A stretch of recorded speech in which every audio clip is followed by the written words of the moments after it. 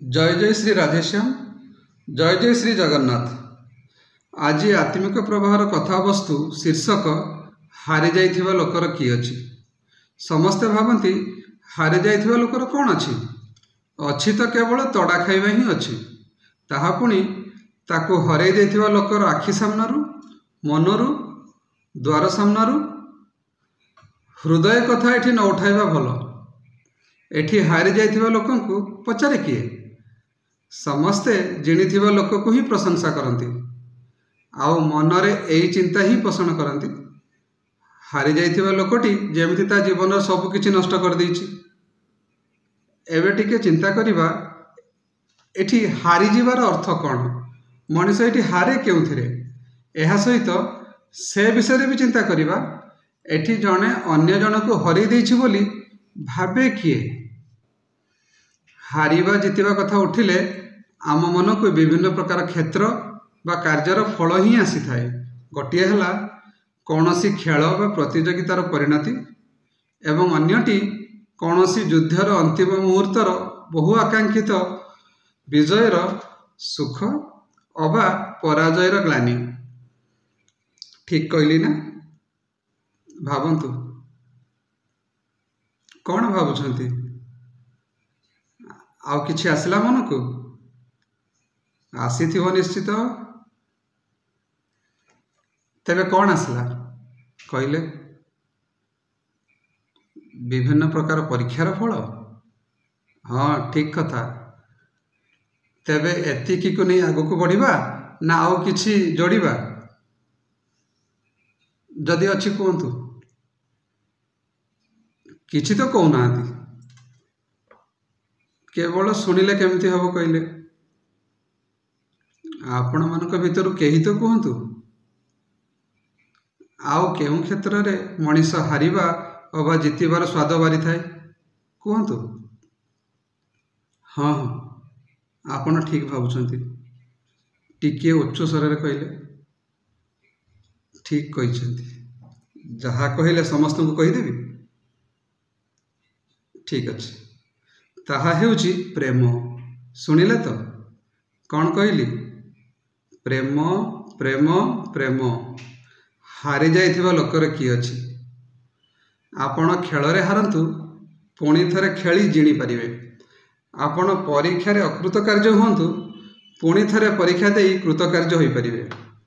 आपण युद्ध रे हारि जांतु पुणी थरे प्रतिशोध परायण होई आक्रमण करिवार योजना करी जिणी परिबे। किंतु आपण माने थरे माने पकांतु तो सेई मुहूर्त को। जदि आपणकर से क्षेत्र रे अभिज्ञता अछि ना नहीं व्यस्त होतनी। जदि अभिज्ञता अछि तेबे टिके पछकु फेरंतु। अतीतर स्मृति को चुंबक रे मन को आणतु। हालुका भावे आनिबे। गभीर भावे आनी चिंतामग्न होतनी। नहेले मते दोषी बनै देबे। आउ जेउ बंधु माने केबे भी प्रेम रे हारि नाहंती ताको विषय रे कौन कहबी। प्रेम रे हारिथिबा व्यक्ति विशेषक विषय शुणिले बेस भल भावे अनुमान करी हुए सेमानकर मन, हृदय और प्राणर व्याकुलता। तबे जे केबे खेल रे हारिनी से जिणिथिबा खेल बा प्रतियोगितार मजा कम। जे केबे परीक्षा रे असफलतार स्वाद बारिनी से सफलता हासिल करथिबा परीक्षार उन्मादना मध्य कम। जे केबे युद्ध रे हारिनी तार युद्ध रे विजय हेबार पराक्रम मध्य कम। आउ जे प्रेम रे केबे हारिनी से प्राप्त करथिबा प्रेम रे जुआर मध्य कम। तार प्रेमर इच्छा, उत्तेजना और लालसा मध्य केबे जीवन रे प्रेम रे हारिथिबा प्रेमी ठारू निश्चित रूपे कम। एबे आलोकपात करिबा विषय वस्तु को। हारी जाइथिबा लोकर कि अछि। जदि एई कथा आपण माने केबे कोनसी क्षेत्र रे हारी जाइथिबा लोकटीर मुखरु सुनिथिबे तेबे से लोक को केबे हीन मणिबेनी। केबे भी भाबिबेनी जे से हतोत्साहित होई निजको हीन दृष्टि रे देखुची। से समय रे आमे समस्ते भाबिबा उचित से लोकटी आम समाजर आखिरे निजको देखी एई शब्द माध्यम रे ଦର୍ପଣରେ ଆମକୁ ଆମ ଚେହେରା ଓ ଆମ ଗୁଣ ହିଁ ଦେଖାଉଛି। ସେ ସମୟରେ ଆମ କାନରେ ବାଜୁଥିବା ଶବ୍ଦ ସିନା ସେ ହାରିଥିବା ପୁରୁଷର, କିନ୍ତୁ ସେ ଶବ୍ଦ ବୟାନ କରୁଥାଏ ଆମ ସମସ୍ତଙ୍କର ଚିନ୍ତନ ଓ ଦୃଷ୍ଟିଭଙ୍ଗୀକୁ।